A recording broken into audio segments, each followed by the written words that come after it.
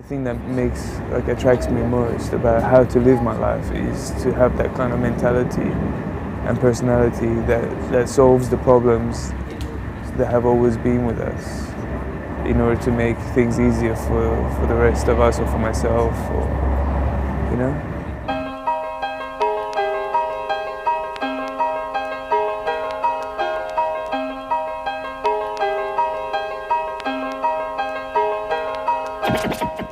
Hand function is one of the most important aspects of independence for us humans. I live in Sydney and I'm a PhD student. The word inventor for me conjures up a different image, like these amazing guys who are like always thinking about how to do things and fixing things and making new things.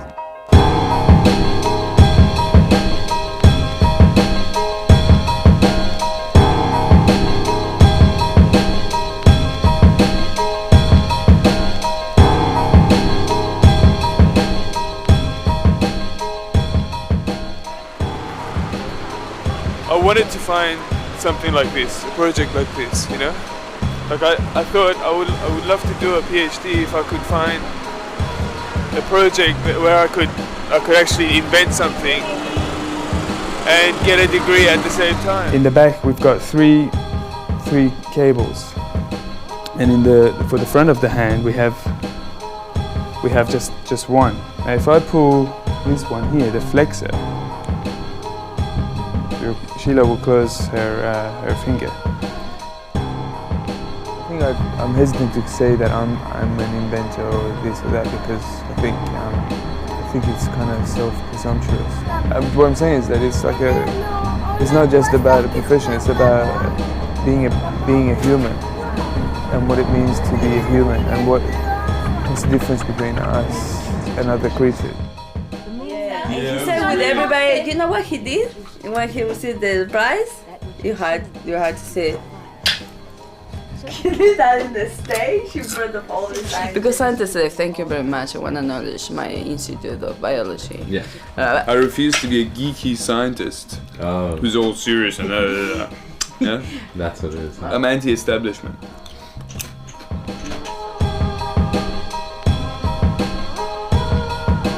I grew up basically in the revolution in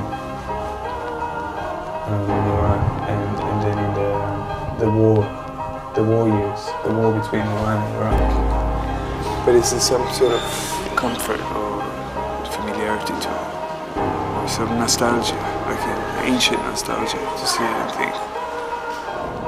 Because I made a new prototype, I locked myself into the hospital, just worked. I mean, I hardly ever saw my friends learn. I was like a mad scientist.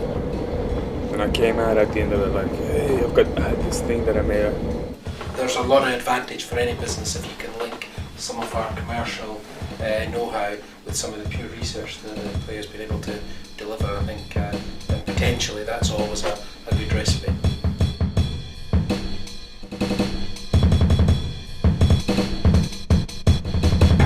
Okay, Ashford is a town in the south of the UK. It's a meeting point for myself and the people from that company to talk about the glove. This is the second meeting with the company. It's a very important one. There's two designers in the company who are very technical, and he wants me to talk with them and basically prove to them that our device can replace theirs.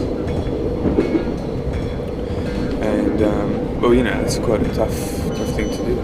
Pretty much they're gonna have to take my word for the new development, because I can't even show them that, because it's still being secured for like intellectual property. So it's all confidential. I'm not supposed to talk about the new stuff in detail. I can only say what it does. I can't say how it does it. And they'll probably be interested in how it does it, so that they can see if they can make it or not, sort of thing. That's what it's going to come down to. If they think that they can make a product out of this within the next 6 months and start selling it, then they'll take it on. If they can't, then they're not going to. They'll just wait. We have some interest in the discussions with Puya, because we think some of his ideas, some of his concepts are for the next generation potentially of this type of product?